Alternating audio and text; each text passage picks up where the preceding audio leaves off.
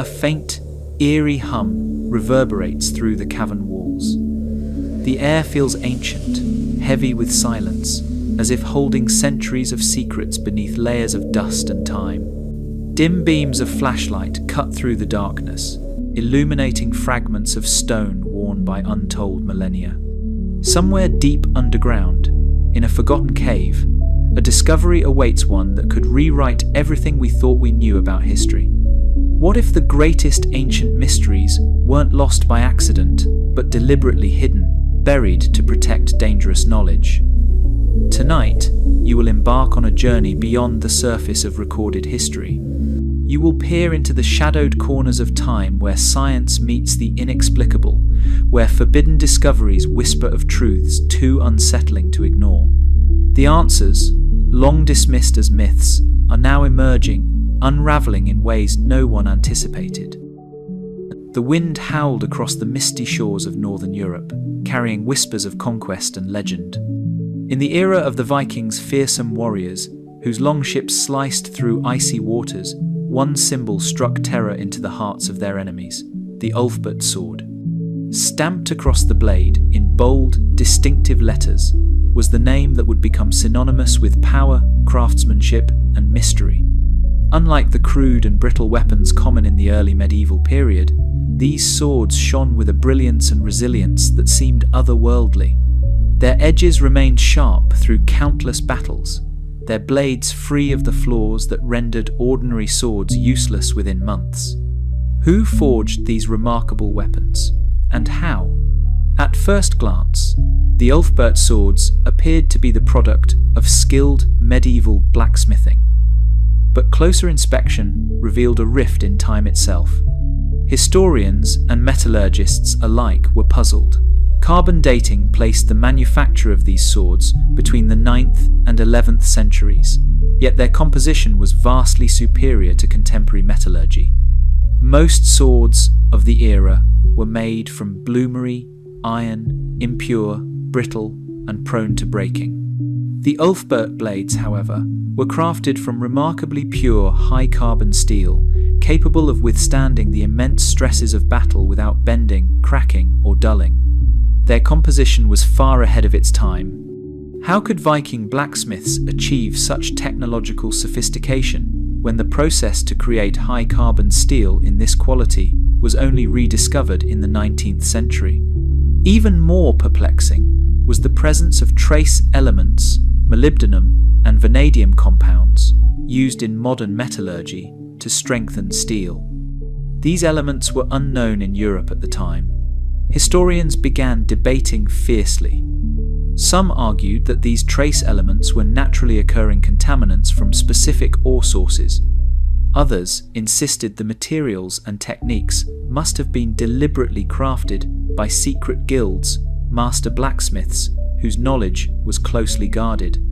The swords carried a legacy of mystery. Was their extraordinary craftsmanship the product of isolated genius, lost technology, or something even stranger? Recent metallurgical studies, using advanced spectroscopy and microstructure analysis, deepened the enigma. One remarkable discovery revealed that some Ulfbert blades contained steel, manufactured with remarkably consistent carbon content and minimal slag inclusions.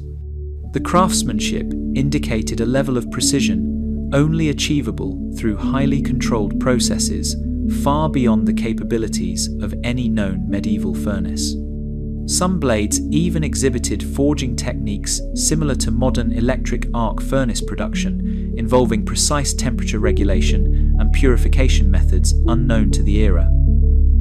A small number of researchers proposed a radical theory that the Ulfbert blades were not simply the work of regional blacksmiths, but the product of a clandestine network, an underground guild preserving ancient metallurgical knowledge from a prior, lost civilization. The theory suggested these master smiths operated in secrecy, passing their expertise down through generations, hidden from the prying eyes of religious orthodoxy and political authorities, who deemed such knowledge heretical or dangerous.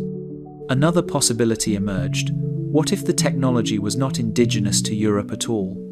Some speculated that remnants of Roman or Byzantine engineering had survived, tucked away, and adapted by Viking blacksmiths who stumbled upon them during raids, repurposing the ancient techniques for their own conquest.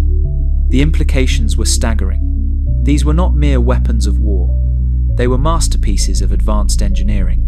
Each Ulfbert blade became a testament to a civilization's secretive mastery of metallurgy, one that history had largely forgotten or perhaps deliberately erased. Far from simple swords, these blades represented an unsolved riddle of technological continuity. Their existence forced us to reconsider what we believed about medieval Europe's technological development. Could it be that the fall of the Roman Empire had not fully extinguished advanced metallurgical practices, but rather pushed them into the shadows kept alive by an elite few? Some historians now suggest that the Ulfbert phenomenon was not an accident, but the deliberate preservation of forbidden knowledge, a relic of a forgotten era when craftsmanship and science blended seamlessly, before being eclipsed by superstition and political control. Today, surviving Ulfbert swords are displayed in museums, their blades polished and preserved, their inscriptions a haunting echo of power. But as we stand before them, we are left with questions that will likely never be answered. How many more such relics have been lost to time? What ancient workshops burned in secret, their knowledge swallowed by the darkness of history? Were these swords the last vestiges of a technological golden age, obscured by conquest and religious dogma? Each sword remains a testament to a hidden chapter of human ingenuity, a silent artifact that continues to whisper through the ages. And as the light fades over the distant northern horizon, we are left to wonder, was the Ulfbert legacy a fleeting spark of brilliance, or a clue to an ancient civilization far more advanced than history admits? The blade does not speak. It merely... High above the sweeping valleys of China's Bayan-Ha mountains, where the air grows thin and the silence reigns eternal, lies a barren plateau bathed in an otherworldly stillness. The landscape stretches endlessly under a cold sky, crisscrossed by ancient stone tracks, lines etched with uncanny precision into the rock. At first glance, they seem ordinary, perhaps the result of centuries of erosion or glacial activity. But as sunlight slants across their weathered surface, the grooves reveal a deliberate geometry, parallel lines, uniform depths, and sharp turns that defy natural explanation. These are the Dropa paths. No ancient map records them. No local legend speaks of their origin. And yet, they have persisted, stubborn and enigmatic, through thousands of years. What was their purpose? Who created them? For decades, the Dropa paths were dismissed by scientists and archaeologists as nothing more than natural fractures, ancient fault lines, shaped by geological forces over millennia. Any suggestion of intentional construction was met with polite skepticism, the prevailing wisdom favoring slow natural processes over deliberate design. But in the 1962nd, a breakthrough shifted the narrative. A small group of Chinese archaeologists, led by Dr. Tsum Nui, began a systematic survey of the area. Their findings challenged everything previously assumed. Using detailed measurements and photographic evidence, they revealed that the tracks followed remarkably regular patterns, curving in precise arcs, intersecting at calculated angles, and extending for miles across the plateau. The uniformity and consistency of the grooves suggested human or non-human intervention. Even more startling was what lay beneath the surface. Beneath the plateau, an unexpected network of caves and tunnels began to emerge, revealed through careful ground-penetrating radar surveys and limited excavations. The subterranean passages, some stretching for kilometers, contained stone carvings eerily similar to the grooves above. Inside, archaeologists uncovered strange artifacts, small stone discs etched with undecipherable symbols, eerily reminiscent of the Dropa stones discussed earlier. Carbon dating placed the origins of this network at over 12,000 years old, predating known Chinese civilization by millennia. The underground system was not random. It appeared meticulously constructed, with chambers and passageways that suggested purpose and intention. Certain corridors aligned precisely with the Dropa paths above, as if they were connected by some forgotten logic. One of the most chilling discoveries was a set of shallow depressions along the tracks, deep enough to suggest wheels or sledges, but impossible to match with any known ancient vehicles. Could these tracks represent the movement of ancient vehicles, or even something more inexplicable? The implications are haunting. Some theorists suggest the Dropa paths were constructed by a lost civilization, advanced beyond our current understanding, whose technology allowed them to build massive underground complexes linked by surface tracks. Others push the envelope further. What if the paths were not created by humans at all? What if they were the remnants of a contact event, a deliberate landing site, pathways worn by otherworldly visitors, or the lasting imprint of machines no longer understood? The symbols etched in the nearby caves seem to hint at knowledge and purpose, though their meaning remains stubbornly beyond our grasp. Were these paths used for transportation, ceremonial processions, or as conduits for energy? Were they intended to guide or to obscure? Some researchers hypothesize that the Dropa paths, combined with the network of underground chambers, represent an ancient communication grid, a system for transmitting information, power, or even biological material between secret locations. And if the Dropa stones are any indication, these tracks may have been constructed not merely for terrestrial purposes, but to interface with cosmic signals, low-frequency waves that connected Earth to the stars. Today, the Dropa paths remain largely unexplored, their purpose cloaked in mist and mystery.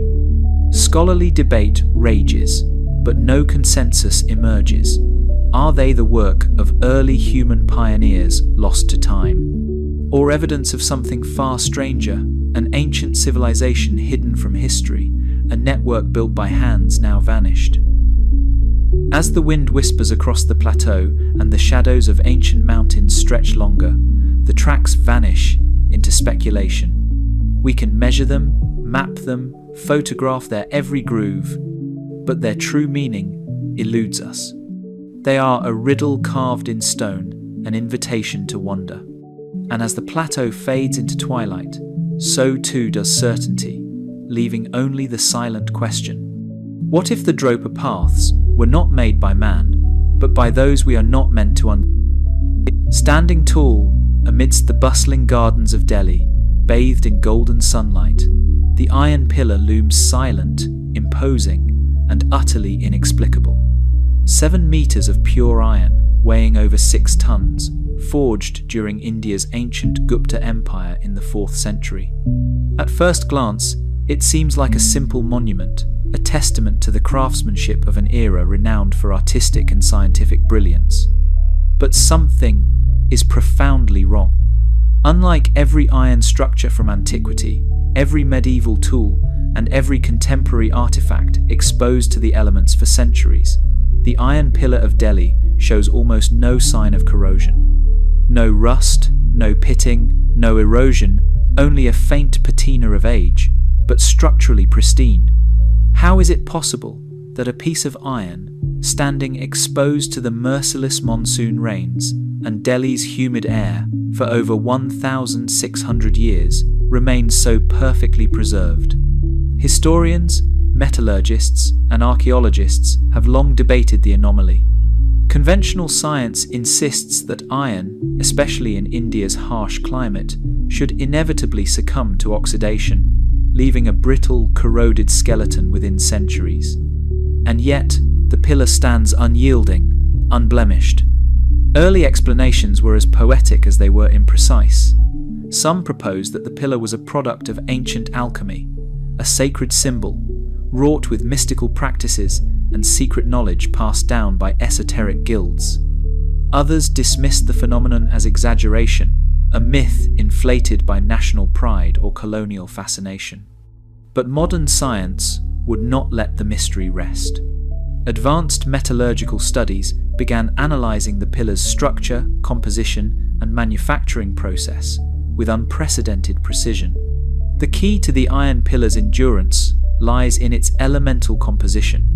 Detailed chemical analysis revealed a remarkably high phosphorus content, up to 0.25%, a level unheard of in typical medieval or ancient ironworks. Phosphorus, it turns out, creates a passive protective film of iron-hydrogen phosphate hydrate on the metal's surface. This natural barrier prevents further oxidation, rendering the iron highly resistant to corrosion. What makes this discovery all the more astounding is the method of manufacture. Creating high phosphorus iron requires precise control of smelting conditions, including specific ore selection and furnace temperature regulation. The process was far beyond the capabilities of random or accidental smelting practices in the 4th century. Some researchers propose that Indian iron smiths, operating in the Gupta period, had discovered these techniques deliberately. They may have refined their craft over generations, passing down empirical knowledge of metallurgy that rivaled modern standards. Others wonder if the high phosphorus content was an accidental byproduct, an unintended result of the local ore composition. Still, this doesn't fully explain the exceptional uniformity of the metal's composition. More provocative theories suggest that the pillar represents the convergence of sacred alchemy and empirical science, a physical embodiment of ancient mastery blending ritual with technological insight. Whether by accident or design, the Iron Pillar of Delhi stands as a silent monument to ancient genius. It raises unsettling questions about the limits of human achievement in antiquity. Was it simply a feat of superior craftsmanship, a technical marvel achieved by trial and error over generations? Or does it represent a profound understanding of chemistry and metallurgy far ahead of its time? The pillar's endurance forces us to reconsider the linear narrative of technological progress. Perhaps the ancient world was not as primitive as textbooks suggest. Perhaps hidden traditions of knowledge thrived in secrecy, deliberately excluded from official histories. It is no longer a simple relic of the past, it is a challenge. A message encoded in iron and phosphorus. As centuries passed, empires rose and fell around the pillar, yet it remained untouched. The monsoon rains pounded, the air thickened, and the sun beat down, but the pillar endured, refusing to yield. Today, tourists gather around it, awed by its mystery. Scientists continue to study it, unable to fully explain how such a structure could survive without corrosion for so long. The inscription at its base, barely legible from centuries of weathering, speaks in ancient Sanskrit of King Chandragupta II's devotion and might. But it says nothing of the technology that made the pillar possible. Perhaps the true message lies not in words, but in the metal itself, a silent testament to human ingenuity. And as twilight descends over the sprawling gardens of Delhi, the Iron Pillar stands eternal, a monument not to a bygone era, but to an unsolved secret that continues to resist the passage of time. What if ancient science was never lost, but merely hidden in plain? The arid Egyptian desert stretches endlessly, golden and still, a vast expanse of time crystallized in sand and stone. Beneath the blazing sun, where centuries of human endeavor have left only ruins and forgotten tombs, a curious object emerged in the early 20th century, seemingly insignificant yet haunting in its implications. Buried within the depths of an ancient burial chamber in Saqqara, part of the vast necropolis of Memphis, archaeologists uncovered a small wooden artifact shaped like a bird. It measured only 14 centimeters in length, carved from sycamore wood with a pointed tail, short wings, and a curved beak. At first glance, the Saqqara bird seemed simple, almost playful, likely the toy of a child from 2000 BCE, a mere trinket placed among the funerary objects intended to accompany the deceased into the afterlife. But as the artifact's unusual form came under deeper scrutiny, a seed of doubt began to grow. Could this small bird represent something far more advanced, a deliberate model of flight created by the ancient Egyptians, thousands of years before the Wright brothers took to the skies? Mainstream archaeology has long favored the explanation that the Saqqara bird was simply a child's plaything, an innocent representation of a sacred creature or a symbolic charm to guide the soul of the departed. Yet, other voices, increasingly persistent, suggest something altogether stranger. Experts in aerodynamics noticed the unusual shape of the object. Its wings were not typical of Egyptian artistic representations of birds or mythological creatures. The tail had a distinctive downward angle. The proportions seemed engineered rather than purely decorative. Could it be that the ancient Egyptians, widely known for their architectural marvels, the pyramids, massive temples, and precise alignment with celestial bodies, had also toyed with the principles of flight? In 1971, a provocative experiment was conducted by aviation researcher Alexander Dewdney. Using a modern wind tunnel, Dewdney subjected a replica of the Saqqara bird to airflow analysis, carefully observing lift, drag, and stability. The results were astonishing. The model demonstrated surprisingly stable aerodynamic properties. It glided smoothly through the air, achieving controlled flight over short distances. The wings produced lift in a manner consistent with basic aircraft principles. The tail acted as a rudder, offering stability in flight. Dewdney concluded that the artifact had aerodynamic qualities far too advanced to be purely decorative. His findings ignited fierce debate. Skeptics dismissed the experiment, arguing that even if the model exhibited lift in the wind tunnel, this did not necessarily prove it was intended as an aircraft. The proportions could have been coincidental, or the test flawed by modern assumptions. Moreover, no supporting evidence of Egyptian aeronautics exists elsewhere. There are no depictions of aircraft in hieroglyphs, no references in ancient texts, no records of flight experiments or technological schematics. Yet the precision of the Saqqara bird's design remains undeniable. Further analysis deepened the mystery. Material studies revealed the artifact was carved with careful precision, with symmetrical wings and a balanced center of mass, suggesting a deliberate attempt at creating a functional object. The bird's shape is not overly stylized, but rather reminiscent of modern glider designs. Some researchers argue this could represent an ancient prototype, a trial experiment, designed to test the principles of flight.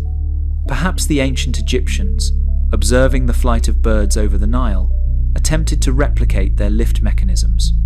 Even more intriguing are the similarities to modern delta-wing aircraft, a design adopted in the 20th century for its aerodynamic efficiency. Could it be that Egyptian engineers understood the basic principles of aerodynamics, even if only through observation and empirical trial? One of the most tantalizing hypotheses suggests that the Saqqara bird was part of an ancient aeronautical experiment conducted in secrecy, passed down through generations of temple craftsmen. The knowledge could have been forbidden, too dangerous to be recorded in public chronicles, stored instead in the sacred tombs where only the departed could know. Others believe the object was symbolic, a representation of Horus, the falcon-headed god associated with sky and kingship, crafted to illustrate flight in a spiritual rather than technological context. Yet the aerodynamic properties remain difficult to dismiss. Why would a simple toy possess such advanced balance and lift characteristics if not designed with deliberate intent? If the Saqqara bird was indeed an ancient model airplane, it challenges our deepest assumptions about technological history. The common narrative tells us that human flight began in earnest only in the late 19th and early 20th centuries, culminating in the Wright brothers' successful powered flight in 1903. Before that, ancient civilizations are thought to have been limited to the study of geometry, architecture, and agriculture. Their technological innovations constrained by rudimentary metallurgy and limited understanding of physics. But what if ancient Egyptians, masters of observation and monumental engineering, had experimented with flight long before modern science formalized the principles of lift, drag, and thrust? Could they have attempted primitive glider flights, risky, undocumented, and ultimately abandoned experiments that left no traces but this small wooden bird?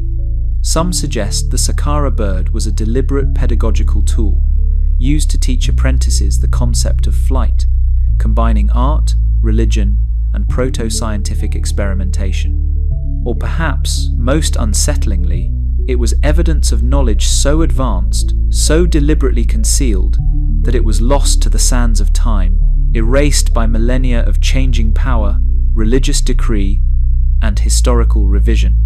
The implications ripple beyond Egypt, touching on a greater question. How many fragments of advanced ancient technology remain hidden, misclassified as religious artifacts, toys, or mere curiosities? Today, the Saqqara bird sits in the Egyptian Museum in Cairo, quietly displayed in a glass case. Tourists pass by, snapping photos, hardly aware of its true mystery. Scholars debate its origin in hushed tones, theories rising and falling like ancient dust. The desert wind continues to carry whispers of secrets long forgotten. Was it simply a child's toy, carved with love and care to accompany a noble's journey into the afterlife? Or does it represent a lost chapter in humanity's technological evolution, a deliberate experiment in flight, long abandoned and carefully erased? Its balanced wings, perfectly shaped for gliding, do not answer. Instead, they seem to point skyward toward the limitless unknown, a silent symbol of human curiosity, and a reminder that some mysteries may never be fully unraveled. The desert wind carries its secret.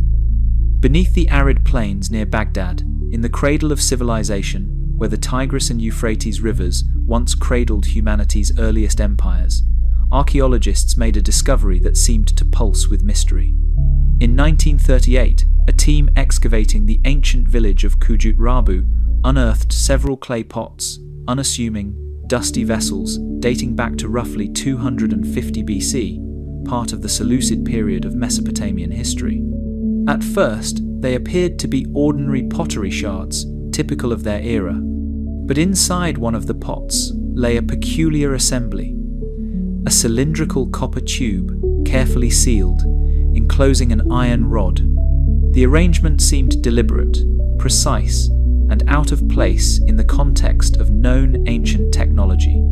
What purpose could this strange device have served? Some referred to it simply as the Baghdad Battery. The mainstream scholarly explanation was straightforward. These clay jars were nothing more than storage vessels, perhaps designed for religious or ritual use. The copper and iron components, they argued, were incidental natural byproducts of burial practices or random inclusion. Yet, a few voices challenged this benign interpretation. Could it be that the Baghdad Battery was not just a curious container, but rather a functional object, a primitive form of battery? The theory seemed far-fetched. The notion of ancient civilizations harnessing electricity stood in stark contradiction to conventional historical narratives. The discovery predated Alessandro Volta's first true battery by nearly 2 millennia. No ancient texts spoke of electrical experimentation, and no other comparable devices had been widely documented. But curiosity refuses to be dismissed so easily. In the 1972nd, German researcher Wilhelm Koenig, then head of the Baghdad Museum, proposed the radical hypothesis that these pots were in fact galvanic cells, designed to generate a small electrical current. His reasoning was simple but daring. If the pots were filled with an acidic liquid vinegar or lemon juice, for example, the combination of the copper tube and iron rod could function as electrodes, creating an electrochemical reaction. The acidic solution would act as the electrolyte, facilitating the flow of ions and producing a low-voltage current. Years later, in controlled laboratory conditions, replicas of the Baghdad battery were constructed. Using simple materials, copper and iron electrodes submerged in vinegar, the devices indeed produced a small voltage, roughly 0.5 to 1.1 volts, enough to generate a weak electric current. While insufficient for powering anything sophisticated, this primitive battery could have been used for basic electroplating, religious rituals, or medical applications. Some researchers suggest the battery was used to electroplate precious metals onto jewelry or amulets, giving them a thin layer of silver or gold. Others propose a far more mysterious purpose. Perhaps they were used to treat ailments with electric shocks, an early form of electrotherapy, long before such practices became scientifically formalized. One of the most intriguing theories holds that the Baghdad battery was an experimental device, a forerunner of human curiosity into harnessing natural forces. What if ancient Mesopotamians, keen observers of natural phenomena, had noticed lightning and experimented with rudimentary electrochemical reactions? Other clues lend subtle support to this idea. Ancient texts, while never directly referencing electricity, do describe arcane practices involving metals, strange devices, and mystical treatments. Hieroglyphs and cuneiform tablets speak in metaphor and allegory, possibly hiding knowledge too dangerous to reveal plainly. The most provocative speculation suggests that such batteries were used in religious ceremonies, perhaps to produce mysterious sparks during sacred rites, inspiring awe or inducing trance-like states. If the Baghdad battery was truly functional, the implications ripple through history. It challenges the linear progression of scientific knowledge. Instead of a sudden leap forward during the Enlightenment, could ancient civilizations have dabbled in electricity, only to lose or conceal this knowledge? Perhaps the devices were experimental abandoned when deemed too unreliable or heretical to be preserved. Or maybe they were deliberately concealed by priesthoods and ruling classes, their technological edge too dangerous to reveal. What emerges is a vision of ancient Mesopotamia not just as a land of agriculture, writing, and monumental architecture, but as a silent laboratory of early science where copper and iron, acid and water combined in secret to produce sparks of possibility. We are left to imagine the hands that crafted these devices. Did an ancient tinkerer, observing lightning or static phenomena, build the first rudimentary battery as a bold experiment? Was it viewed as divine inspiration or dangerous knowledge? The battery becomes a symbol of lost potential, a silent testament to human ingenuity suppressed by time. Today, the original clay jars sit on display, their copper and iron remnants corroded but intact. Scholars continue to debate their purpose in hushed tones, and laboratories replicate the tests again and again, confirming their ability to produce small voltages, yet unable to prove intent. The truth remains elusive. No definitive ancient text describes their use. No inscriptions explain their purpose. Only the artifacts themselves remain, etched with the patience of centuries, like ancient witnesses to a forgotten experiment. As the desert wind stirs the sands around Kujut Rabu, a faint charge of possibility lingers in the air. A whisper that perhaps, long before electric grids and power plants, a civilization dared to harness nature's spark in secret. And, as twilight descends on the ancient ruins, the question remains: how deep did their understanding go? The battery does not answer. It merely holds its. In the dense, humid jungles of Costa Rica, where the air hangs heavy with the scent of earth and the calls of unseen creatures echo from ancient trees, hundreds of stone spheres lie scattered across the landscape. Some are as small as a child's fist, others as large as a small car, each meticulously rounded, smooth, and hauntingly perfect. These are the Dickey spheres, massive stone orbs, some weighing several tons, scattered across the southern regions of Costa Rica, particularly in the Dickey's Delta and on Isla del Caño. Their origin, purpose, and creators remain shrouded in mystery. How did ancient hands craft these spheres with such precision? Why do they lie scattered in seemingly random patterns across the jungle floor? Or is there something deliberate hidden beneath the surface? First documented by European explorers in the early 20th century, the spheres quickly captivated scientists, archaeologists, and treasure hunters alike. Their near-perfect geometry seemed to defy natural processes. Scholars initially proposed they were the result of erosion rounded by time, water, and wind, shaped gradually over millennia from larger boulders. Others argued that they were simple ornamental markers created by local peoples to denote territory, status, or ritualistic significance. But something didn't sit right. The sheer number of spheres, over 300, have been catalogued to date, and the incredible consistency in their size and shape suggested intent rather than randomness. No known natural process in that region produces such spherical stones with such regularity. Moreover, early excavation efforts found no traces of tool marks on many of the spheres, leading to speculation that the methods of their creation were beyond current understanding. Were they ground down by ancient artisans with primitive tools, or did they employ techniques we've yet to rediscover? The mystery deepened as archaeologists uncovered partial alignments, patterns that seemed too precise to be coincidental. In the last 2 decades, advances in 3D scanning and precise geospatial mapping began to offer new insights into the enigma. Researchers led by archaeologist Dr. Johann Reinhard performed meticulous surveys of the stone spheres' placements, measuring their exact coordinates and orientations. What they found was remarkable. A significant number of the spheres appeared to align with astronomical phenomena, particularly the solstices. During the summer and winter solstices, sunlight would pass through specific gaps in the forest canopy to strike the spheres at precise angles, illuminating them as if by design. Other alignments correlated with important celestial bodies, including the rising of certain constellations, significant to ancient Mesoamerican cosmology. This discovery suggested that the spheres were more than decorative ornaments.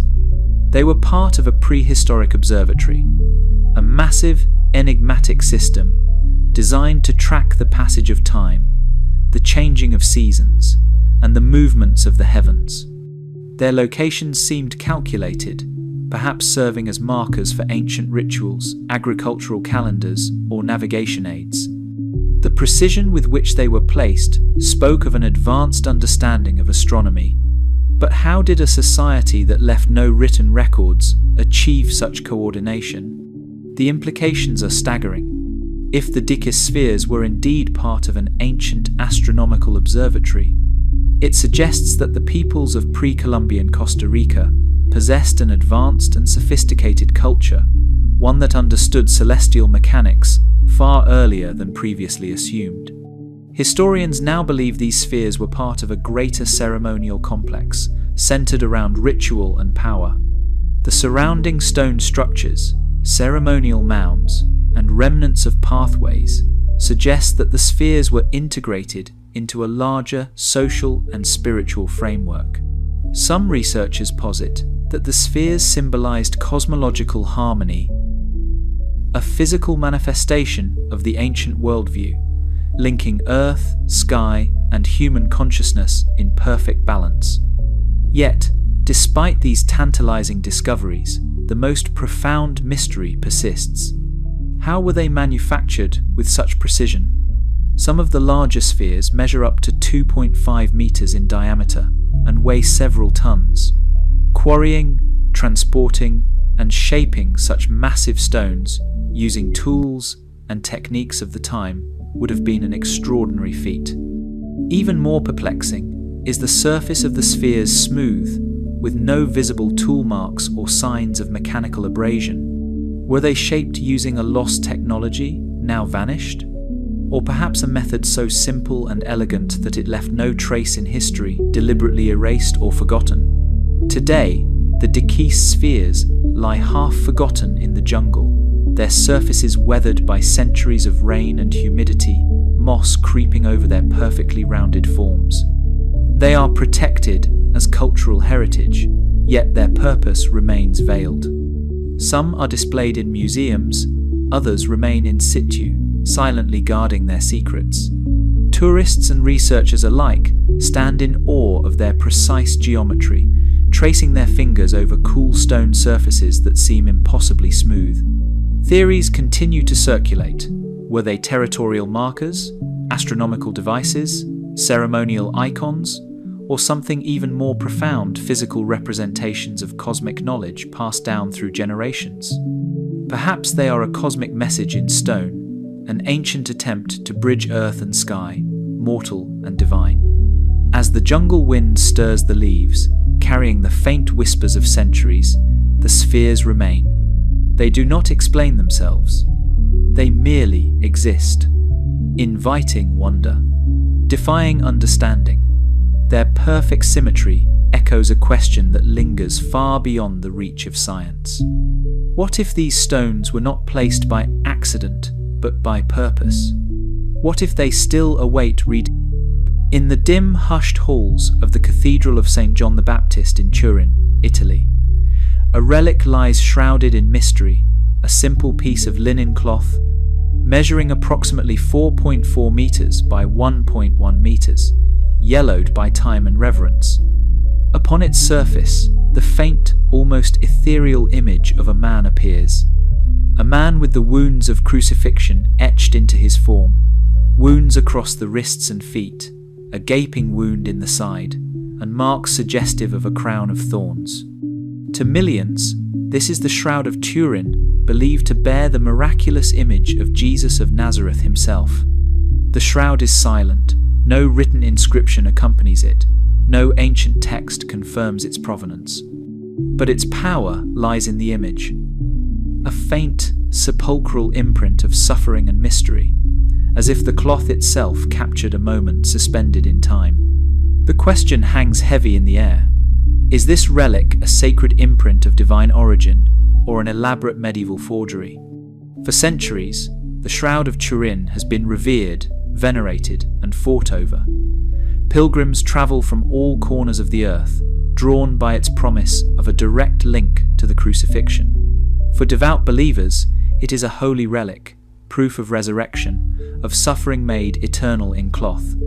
But scientific inquiry challenges that narrative. In 1988, a pivotal moment arrived. A series of radiocarbon dating tests were performed on a small sample of the shroud. Laboratories in Oxford, Zurich, and Tucson all produced remarkably consistent results. The linen dated to between 1260 and 1390 AD. The conclusion seemed clear.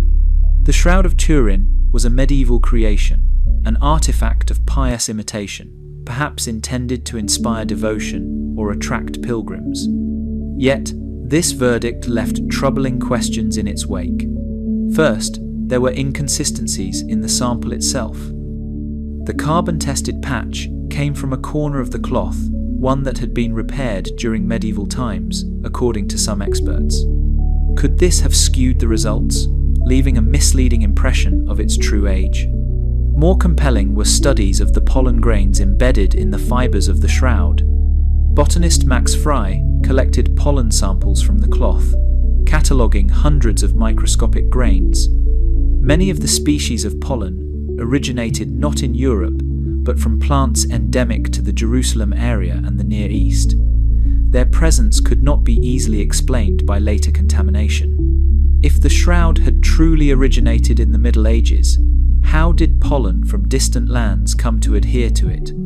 In the decades following the carbon dating controversy, forensic science began to probe the shroud in unprecedented detail.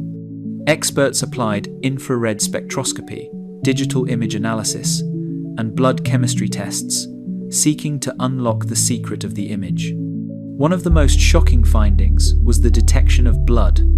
Forensic pathologists confirmed the presence of human blood type AB, a rare blood type, notably more common in the Middle East than in Europe.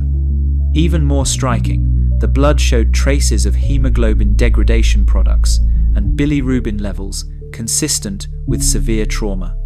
The wounds on the man's image matched closely to those described in ancient texts about crucifixion: puncture marks in the wrists, deep lacerations across the back from scourging, a punctured side wound, and bruises on the forehead, consistent with a crown of thorns.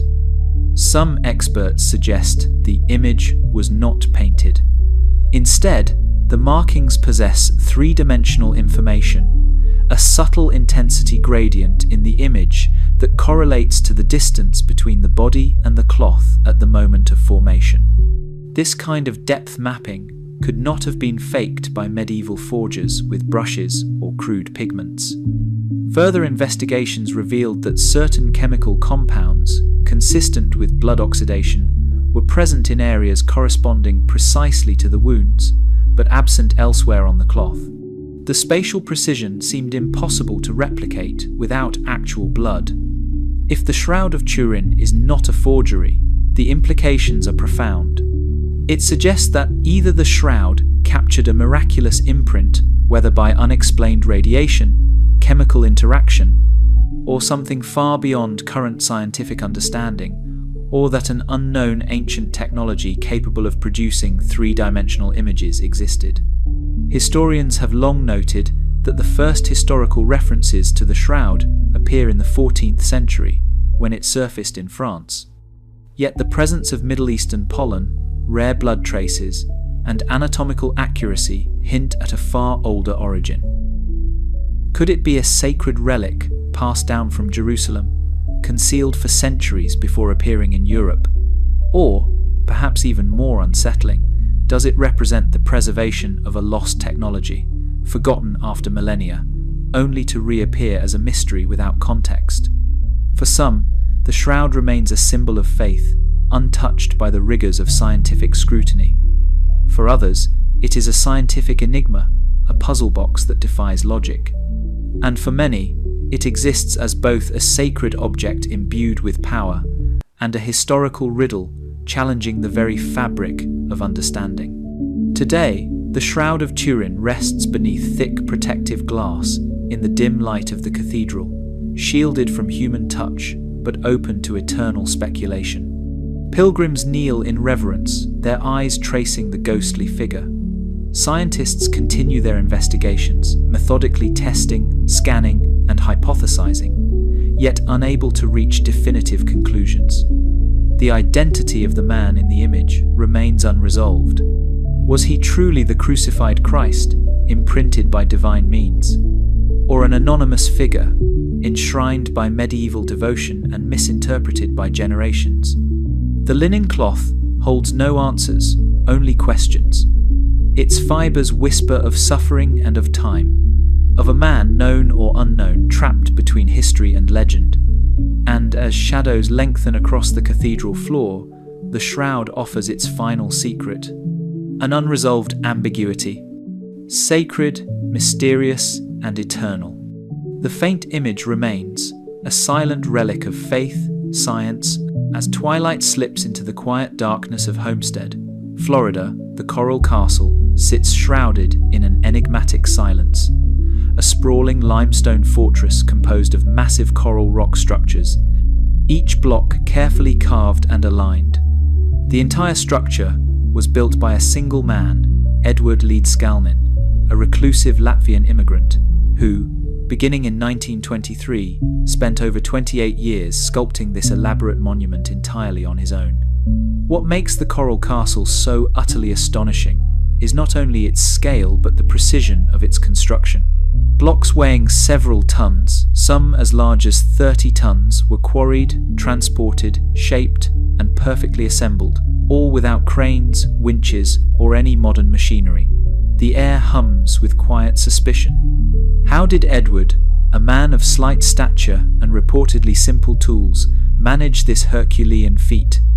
Was it sheer determination, or something far stranger? Edward Leedskalnin never revealed the full secrets of his work. When questioned, he remained evasive, cryptic, and at times defiant. "I understand the secrets of the pyramids," he claimed, speaking of forces most scientists deemed fanciful. His methods were never publicly demonstrated, and no blueprints, notes, or mechanical devices survive to explain how he moved and carved the massive coral blocks. Edward worked mostly at night, in near-total secrecy, his small workshop illuminated by lanterns, casting long shadows across the stone. Neighbours recall seeing large blocks seemingly levitating into position, with no visible effort. Leedskalnin would sometimes explain that he had discovered the secret of weight and leverage, but he never elaborated further. Was it a genuine mastery of ancient, forgotten techniques, or did he stumble upon something far more profound? Skeptics argue that coral rock, while heavy, is relatively soft compared to granite or basalt, and could be manipulated with simple tools over time. They suggest Leedskalnin's determination and slow, painstaking work account for the creation, dismissing any notion of advanced or mystical forces. But the structure's precision tells a different story. The entire coral castle aligns with astronomical markers, the entrance gates align almost perfectly with the North Star, and various structures track the solstices. Such intentionality hints at an advanced understanding of not just construction, but celestial observation. Some of the most provocative theories arose from speculation that Leedskalnin may have harnessed the power of magnetic levitation. According to his own cryptic statements, he claimed to understand the laws of weight and leverage as they related to magnetism. In modern physics, magnetic levitation requires careful control of opposing forces, electromagnets, diamagnetic materials, and precise energy input. But could Edward have achieved such effects with rudimentary knowledge? Experiments, inspired by his claims, attempted to replicate his work, building small-scale models using magnets and weights. Some researchers observed that coral limestone itself possesses trace magnetic properties due to its calcium carbonate composition. It's possible, some argue, that Leedskalnin intuitively exploited these natural properties, using simple tools to manipulate resonance frequencies or magnetic fields unknown to modern science. A small contraption he called his perpetual motion device remains preserved in the Coral Castle grounds, an intricate assembly of magnets, levers, and pulleys. Though impossible by the laws of modern physics, Leedskalnin's persistent belief in the device's function raises intriguing questions. Did he, by accident or design, tap into a natural principle now lost? Or was it all an elaborate ruse, a man's quiet delusion magnified by the wonder of human ambition? The Coral Castle stands today as an enigmatic monument, an architectural puzzle that defies conventional explanation. Unlike the pyramids of Giza or Stonehenge sites of worship, power, or astronomy, this solitary structure lacks clear historical context or written records. Its towering gates and sculpted walls evoke a sense of intentional design, a physical representation of ancient wisdom rediscovered by one solitary man. Could Leedskalnin's work be a testament to a forgotten chapter of engineering history, a glimpse into an alternative way of understanding the world's natural forces? Some propose that the Coral Castle was not merely built by brute force and determination, but guided by an advanced comprehension of physics lost to history. A modern-day Rosetta Stone of human ingenuity and mystery. Today, visitors walk the winding paths of Coral Castle, tracing their fingers over smoothly carved walls, standing in awe of its perfectly balanced gates, some of which reportedly move with a gentle touch, as if defying gravity itself. The structure remains frozen in time, a physical riddle. Edward Leedskalnin passed away in 1951, leaving behind no journals, no clear explanations, only whispers of knowing secrets. The castle persists, defiant against understanding. Is it a monument to human will, persistence, and ambition? Or a silent testament to forgotten knowledge, deliberately concealed? Its stones do not speak. They merely stand. Silent, perfect, enduring. And as the Florida sun sets, Casting long golden shadows across the limestone, the coral castle remains, a testament to mystery, a whisper of power beyond comprehension, an unsolved ambition. In the dense forests and river valleys of prehistoric Japan, roughly 14,000 to 5,000 years ago, small clay figures emerged from the earth, mysterious relics now known as dogu figurines. Each is no larger than a child's hand, yet their presence is haunting. Their shapes are humanoid, but unmistakably alien. Large, almond-shaped eyes dominate small, expressionless faces. Some sport exaggerated features, bulbous heads, oddly proportioned limbs, and intricate patterns etched into their surfaces.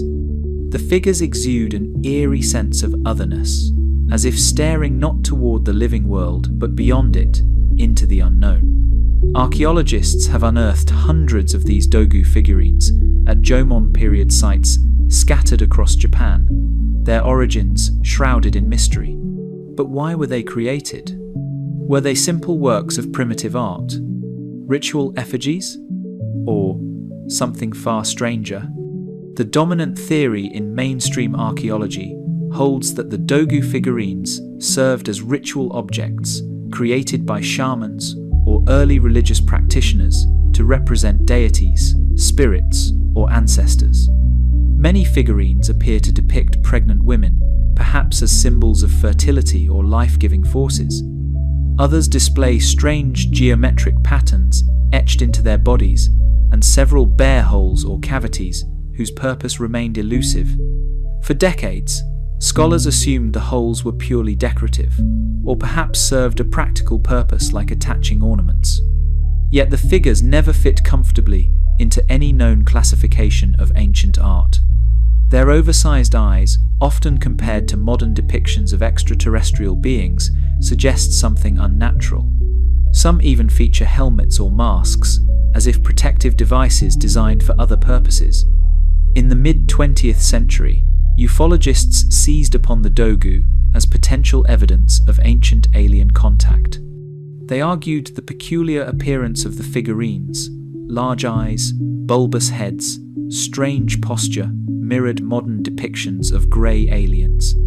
Could these figures be the earliest records of alien visitation? Skeptics pointed to the lack of concrete evidence and the far more plausible cultural explanation. The Jomon people simply created symbolic art to represent spiritual concepts, dreams, or fears. But then, a new chapter of discovery began to unfold.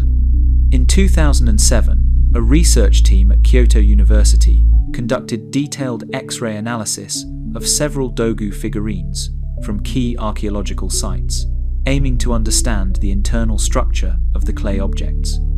What they found was unexpected. Beneath the external surfaces, many of the figurines contained internal cavities, air pockets, that seemed neither accidental nor purely structural. Some cavities aligned precisely with the figurine's mouth or head.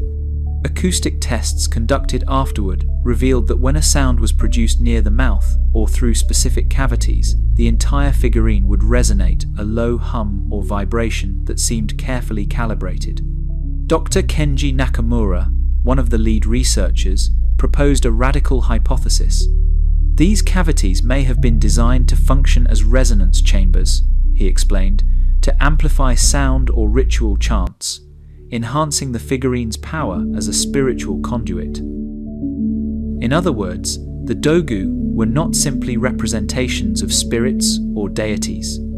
They could have been instruments activated in ceremonies to produce sound, vibrations, or altered states of perception. Some figurines, particularly those with helmet-like structures around the head and prominent eye features, may have been worn or placed deliberately to focus ritual energy. Could these strange humanoid forms have served as intermediaries, bridges between the physical and spiritual worlds? Or, even more provocatively, as early devices to contact beings not of this earth? While no direct evidence links them to extraterrestrial origins, the hypothesis raises compelling questions. What if the oversized eyes symbolize more than mere artistic convention? What if they represent a direct attempt to imitate or communicate with perceived alien visitors? If Dr. Nakamura's theory holds true, it would fundamentally shift our understanding of prehistoric Japan. The dogu would no longer be seen as static objects of representation, but as active tools of spiritual practice, perhaps the earliest known technology in human history.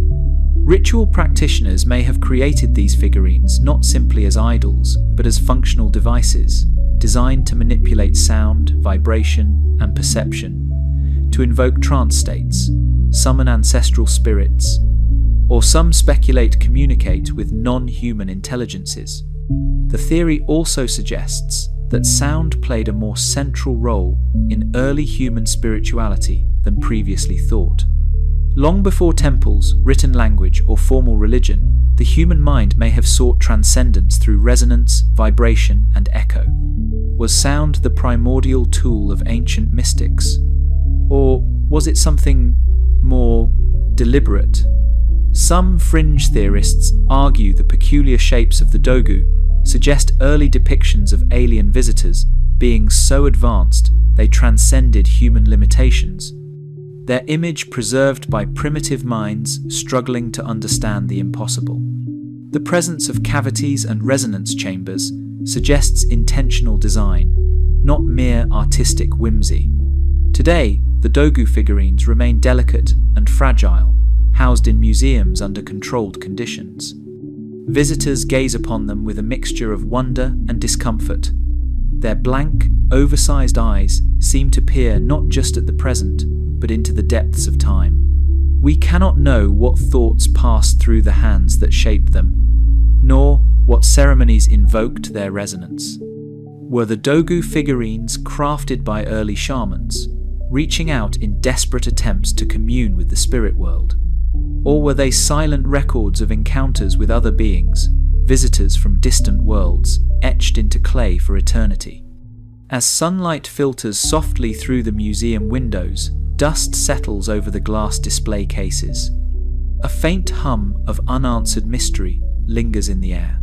Their purpose remains unknown, their meaning veiled, and their eyes ever high in the arid mountains of the remote Qinghai province of China, near the desolate shores of Mount Baigong. Strange structures lie half buried in the rock, ancient metallic pipes protruding from caves and ancient stone formations. Their discovery in the early 2000s sent waves of intrigue and skepticism through the scientific community. What appeared to be rust-resistant metal pipes were not part of any documented ancient human engineering. They varied in diameter, some as small as a few centimeters, others large enough to permit a man to crawl through and extended for tens of meters, some disappearing deep into the mountainside, others venturing into the nearby saline lake, known as the Baigong Pipe Triangle. Dating attempts suggest the pipes may be over 150,000 years old, long before the rise of any known civilization. Their abrupt and mysterious presence, embedded in sandstone and ancient sedimentary rock, poses a confounding question. Why and by whom were they constructed? When the Baigong pipes first came to light, researchers were baffled. Conventional science quickly dismissed the notion of ancient plumbing. No ancient society known to science had developed metallurgy or plumbing systems at such an early epoch. The surrounding region bears no signs of settlement from the period. No written records, no known tools, no archaeological remains suggest human activity of that magnitude.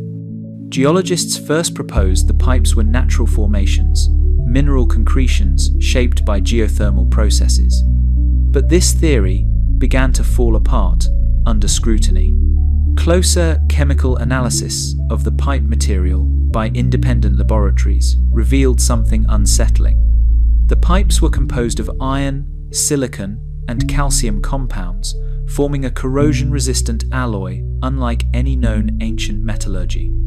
Dr. Liang Wu, a materials scientist, concluded, "The composition does not match any natural mineral formation, nor any known man-made alloy from ancient China." Attempts to recreate the material using traditional smelting or forging methods failed. Even with modern technology, replicating the precise chemical structure proved elusive. Why would such advanced metallurgy exist so long ago and in complete isolation? More bizarre still, radiocarbon dating of nearby organic material suggested the pipes were hundreds of thousands of years old, far predating not only known human civilization, but even the appearance of modern Homo sapiens. Fringe researchers and theorists were quick to speculate that the bygone pipes were not terrestrial in origin. Some proposed they were remnants of an ancient, advanced civilization, one lost to the sands of time, erased from history due to catastrophe or deliberate concealment. Others posited a more provocative idea. The pipes could be alien in origin, the byproduct of extraterrestrial engineers, left behind as a silent trace of ancient contact. The proximity of the pipe network to the Bygong Pyramid, a nearby pyramid-like structure, also lacking conventional explanation, only fueled these theories. An independent analysis of the area's magnetic field anomalies revealed strange fluctuations, particularly near the Pipe Triangle, a zone where the pipes lead into the saline lake.